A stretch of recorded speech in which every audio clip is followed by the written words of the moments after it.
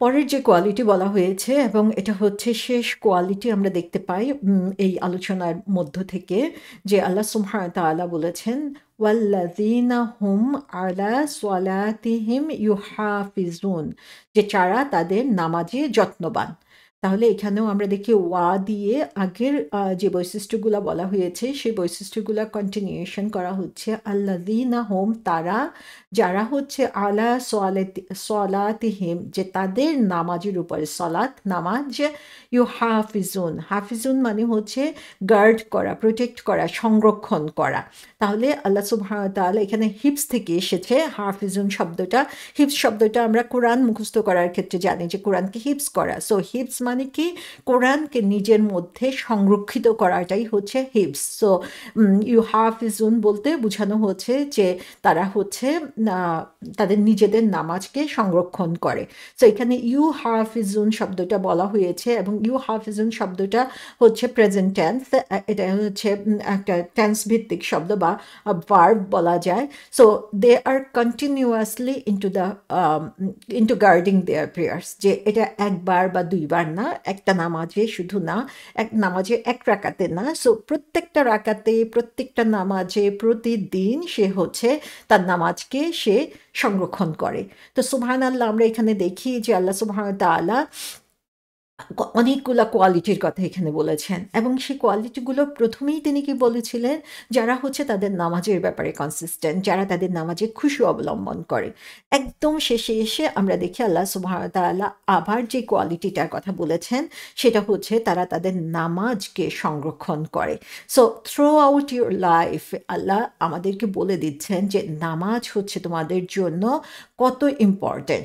এবং প্রথমেই নামাজ বলা হয়েছে, শেষে নামাজ বলা হয়েছে, ইন বিটুইন আদার কিছু কোয়ালিটির কথা বলা হয়েছে, যেন একটা স্যান্ডউইচ মেক করা হয়েছে যে নামাজ হচ্ছে এই সমস্ত কিছুকে নিজেই প্রোটেক্ট করবে। অর্থাৎ যখন নামাজের কোয়ালিটি কেউ প্রোটেক্ট করবে, যখন নামাজের ব্যাপারে কেউ রেগুলার হবে, কনসিস্টেন্ট হবে এবং নামাজে খুশি অবলম্বন করবে, তখন অটোমেটিকভাবেই সে কী করবে, অন্য যে ক্রাইটেরিয়ার কথা, অন্য যে কোয়ালিটিগুলোর কথা বলা হয়েছে সেই কোয়ালিটিগুলো তারা মেনটেন করবে। সো স্যান্ডউইচ করে আল্লাহ সুবহানাহু ওয়া তাআলা নামাজ দিয়ে পুরো একটা জিনিসকে কাভার করেছেন যে একজন মুমিন তার নামাজের ব্যাপারে কত সচেতন, কত সতর্ক এবং কত বড় সংরক্ষক হতে হবে সেটা আল্লাহ সুবহানাহু ওয়া তাআলা এখানে বলে দিচ্ছেন। সো আমরা যদি নামাজকে সঠিকভাবে সংরক্ষণ না করি তাহলে দেখা যাবে যে আমাদের নামাজ অন্য কোথাও চলে যাচ্ছে। কিভাবে চলে যাচ্ছে? আমরা জানি যে আমরা যখন অন্য কোনো মানুষের ক্ষতি করব, সেটা শারীরিক, মানসিক, দৈহিক, যেভাবেই আমরা ক্ষতি চিন্তা করি না কেন, সেটা গীবত হতে পারে, পরনিন্দা হতে পারে, যেভাবেই তার সম্পদ আত্মসাৎ হতে পারে, তখন দেখা যাবে যে আল্লাহ সুবহানাহু ওয়া তাআলা যখন সমস্ত হিসাব নিয়ে ফেলবেন, তখন শেষ মুহূর্তে মানুষ যখন পুলসিরাত অতিক্রম করে যাবে, সে পুলসিরাত অতিক্রম করা মানেই হচ্ছে তার বিরাট একটা পরীক্ষা পাশ করে যাওয়া। এখন নেক্সট স্টেপ কি? সে হচ্ছে জান্নাতের দরজার সামনে দাঁড়াবে, কিন্তু দরজাটা তখন খোলা হবে না, কারণ ঠিক সেইখানে যখন সে জান্নাতের সামনে দাঁড়িয়ে আছে, অপেক্ষায় আছে দরজাটা খুলবে, সেই সময় যে হিসাবটা নেওয়া হবে সেটা হচ্ছে মানুষের সাথে, অন্যের সাথে তোমার লেনদেন কেমন ছিল। তখন দেখা যাবে যে সেই যে আমলগুলো নিয়ে সেখান পর্যন্ত গিয়েছে, তখন দেখা যাবে সে অন্যের গীবত করেছে, তখন তার এক্সচেঞ্জে তার আমল সেখানে চলে যাচ্ছে। সে অন্যের সম্পদ আত্মসাৎ করেছে, তার এক্সচেঞ্জে তার আমল, যার সম্পদ আত্মসাৎ করেছে তার এখানে চলে যাচ্ছে। সে অন্যের ক্ষতি করেছে যে কোনোভাবে, সেটার এক্সচেঞ্জে তার আমল চলে যাচ্ছে। অর্থাৎ মানুষের যে অধিকার মানুষের প্রতি, সেটা হচ্ছে শেষ সময়ে যে এস্টাবলিশ করা হবে এবং সেই সময়ে দেখা যাবে যে তার আমলগুলো এক্সচেঞ্জ করার পরে আর কি বাকি থাকে। যদি কিছুই বাকি না থাকে তখন তাকে আবার জাহান্নামে নিক্ষেপ করা হবে, আর যদি তখন কিছু বাকি থাকে তখন তাকে জান্নাতে ঢোকার পারমিশন দেওয়া হবে। সুবহানাল্লাহ, আমরা শুধু সেই সময়টার কথা চিন্তা করি যেই সময় আমাদেরকে খালি হাতে ফিরে যেতে হবে, হয়তো বা নেগেটিভ মার্কিং নিয়ে আমাদেরকে চলে যেতে হবে জাহান্নামের দিকে। আল্লাহ আমাদের সবাইকে হেফাজত করুন যে এভাবে নামাজ পড়লাম, ভালো কাজ করলাম, কিন্তু সেটাকে গার্ড করলাম না, সংরক্ষণ করলাম না, তাহলে সংরক্ষণ করা মানে কি? শুধু নামাজ পড়লে হবে না, আমার আদার কোয়ালিটিগুলো মেনটেন করতে হবে, মানুষের সাথে লেনদেনে আমাকে সতর্ক হতে হবে। মাঝখানে সালাতের মাঝখানে আল্লাহ সুবহানাহু ওয়া তাআলা আদার যে কোয়ালিটিগুলোর কথা বলেছেন, চ্যারিটির কথা তিনি বলেছেন, তিনি সত্য সাক্ষ্যদানের কথা বলেছেন, তিনি আমানত রক্ষা করার কথা বলেছেন, প্রাইভেট পার্ট সংরক্ষণের কথা বলেছেন, এরকম যতগুলো কোয়ালিটির কথা বলা হয়েছে, এই কোয়ালিটিগুলো মেনটেন করার জন্য যদি আমরা চেষ্টা না করি, তাহলে দেখা যাবে যে শেষ পর্যন্ত আমার নামাজটা, আমার আমলটা চুরি হয়ে গেছে সেখানে। সো সুবহানাল্লাহ, এই নামাজকে হেফাজত করতে হলে we have to change our selves, আমাদের অ্যাটিটিউড, আমাদের মেন্টালিটি, আমাদের অ্যাকশন, সমস্ত কিছুতে চেঞ্জ আনতে হবে। সো এর আগেও আমরা দেখি যে নামাজের কথা বলা হয়েছে, এবং এখানেও যে সেন্টেন্স স্ট্রাকচারটা, সেখানে স্পেশালি বলা হয়েছে যে তারা কন্টিনিউয়াসলি তারা তাদের নামাজের হেফাজত করে, কন্টিনিউয়াসলি তারা তাদের নামাজটাকে সংরক্ষণ করার চেষ্টা করে।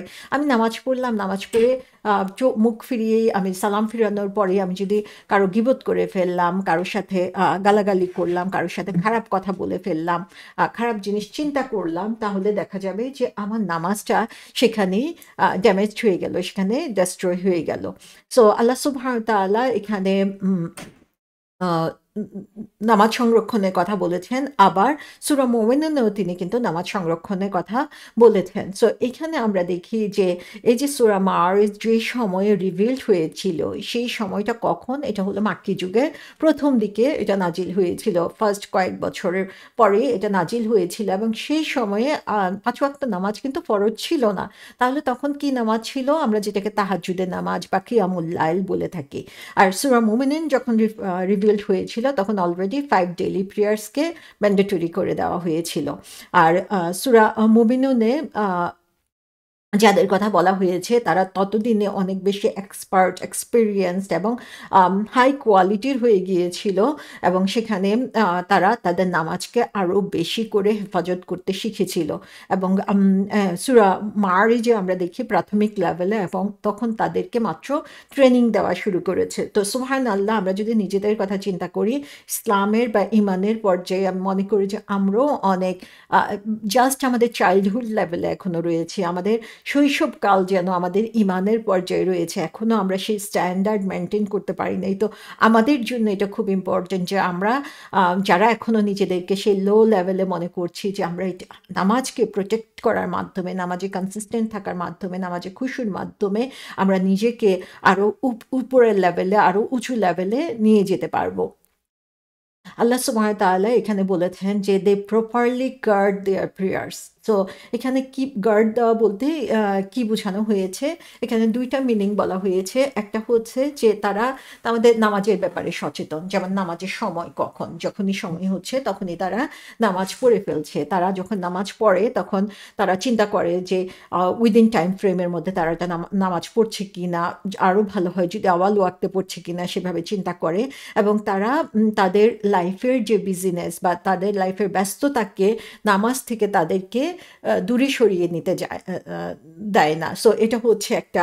আরেকটা হচ্ছে যে তারা প্রপারলি নামাজকে সংরক্ষণ করা। আরেকটা হচ্ছে যে নামাজের যে প্রিরিকুইজিটগুলো রয়েছে, আরকান আহকাম রয়েছে, যে ফরজগুলো রয়েছে, সুন্নত ওয়াজিব রয়েছে, সেগুলো নামাজের যে এটিকেট রয়েছে, সেগুলোর ব্যাপারে তারা খুব সচেতন, সেগুলো তারা ভালোভাবে জানে, এবং সেগুলোকে মানার ব্যাপারে তারা সবসময় সচেতন থাকে।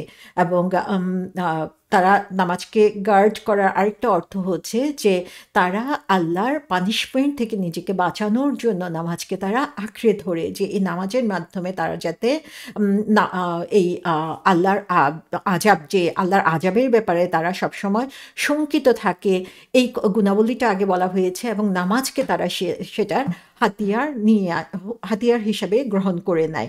সো এখানে আল্লাহ সুবহানাহু ওয়া তাআলা এই জিনিসটা আবার শেষে উল্লেখ করার কারণ কি, সে ব্যাপারে বলা হয়েছে যে তারা তো নামাজে কনসিস্টেন্ট থাকে, কিন্তু এই কনসিস্টেন্সি তারা চেষ্টা করে উইদাউট ফেল, যে কখনোই যাতে এটা মিসিং না হয়।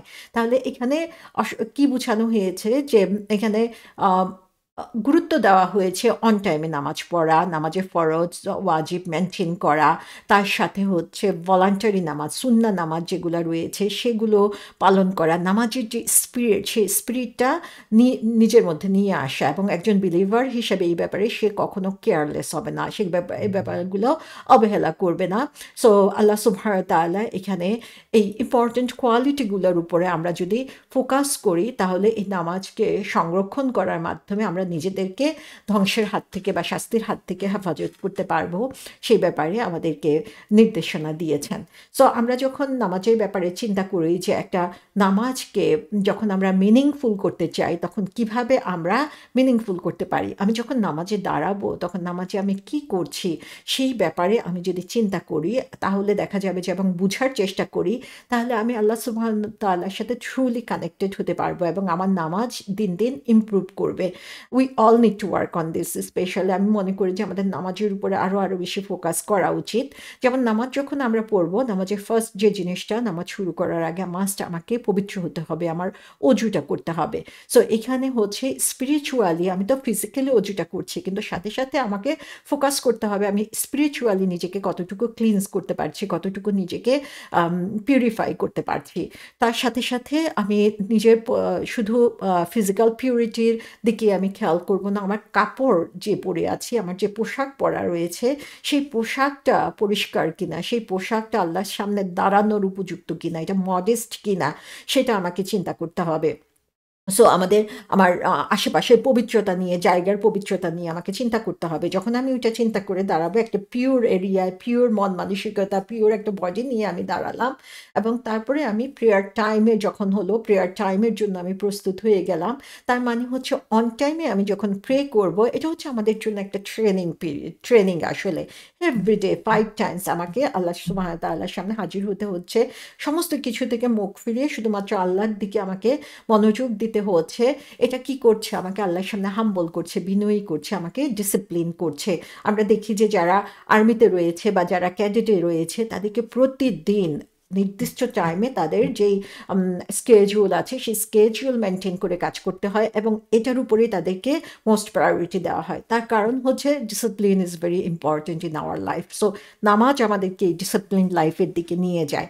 তারপরে আমরা কাবার দিকে মুখ করে দাঁড়াচ্ছি, তার মানে হচ্ছে যে আমরা সেই কাবা, মানে কি, কাবা একটা সিম্বল, রাইট? সো সেখানে আমরা হচ্ছে যে আমরা ইব্রাহিম আলাইসাল্লামের যে দিন, সেই দিনের দিকে আমরা ট্রুলি আমরা অবলাইজড হচ্ছি, ট্রুলি ফলো করছি সেটা।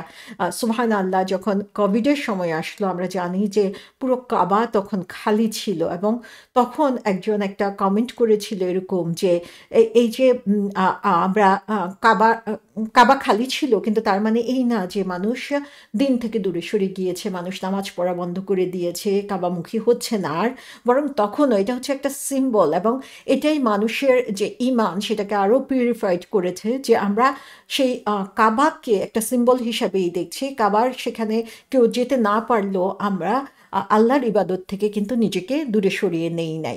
তারপরে আমরা যখন নামাজে দাঁড়ালাম, হাত উঠিয়ে আল্লাহু আকবার বললাম, তার মানে হচ্ছে যে সমস্ত কিছু থেকে আমি নিজেকে বিচ্ছিন্ন করে নিয়ে এখানে আল্লাহর সামনে দাঁড়াচ্ছি।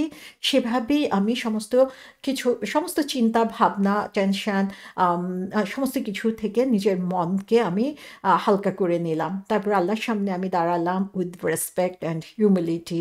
সেখানে আমি কোরআন পড়লাম, কি পড়ছি সেটা রিসাইট করার সাথে সাথে আমি যখন সেটা বুঝতে পারবো, আল্লাহর সাথে আমার যে কনভারসেশন হচ্ছে সূরা ফাতিহায়, সেটাই যখন আমি খেয়াল করব, তখন দেখা যাবে যে আল্লাহর সাথে কানেকশনটা আমাদের আরও অনেক বেড়ে যাচ্ছে। তারপরে আমরা রুকুতে গেলাম, রুকুতে যেয়ে দেখা যায় যে একটা খুব ভালনারেবল অবস্থার মধ্যে আমরা থাকি। রুকুর পজিশনটা হচ্ছে এরকম যে সে ভালনারেবল অবস্থার মধ্যে আমরা বলছি সুবহানা রাব্বিয়াল আযীম। তার মানে হচ্ছে যে আমরা সেই গ্রেট আল্লাহ সুবহানাহু ওয়া তাআলা, সে রবের সামনে নিজেকে ভালনারেবল অবস্থায় উপস্থাপন করছি, যে আমার আসলে অ্যারোগেন্ট হওয়ার কোনো চান্সই নাই। তারপরে আমরা সিজদায় যাচ্ছি, সিজদায় যাওয়ার পরে হচ্ছে আল্লাহ সুবহানাহু ওয়া তাআলার সামনে মাথাকে নত করে দিচ্ছি, এবং আমরা জানি যে সেই সময় আমি আল্লাহর সাথে সবচেয়ে বেশি কানেক্টেড হচ্ছি। মাটিতে মাথা ঠেকিয়ে আমি আল্লাহর কাছে যাচ্ছি, আর আরশের উপর থেকে আল্লাহ সুবহানাহু ওয়া তাআলা আমার দোয়ার জবাব দিচ্ছেন। এবং সব শেষে আমি যখন সালাম ফিরাচ্ছি, তখন হচ্ছে সবার জন্য শান্তি কামনা করে আমি হচ্ছে সালাম ফিরিয়ে নামাজ শেষ করছি। সো এভাবে এভাবে আমি যখন নামাজের প্রতিটা স্টেপ চিন্তা করব, সেখানে মনোযোগ দেওয়ার জন্য চিন্তা করব, দেখা যাবে যে নামাজকে হেফাজত করার যে আইডিয়াটা সেটা আমরা বুঝতে পারবো।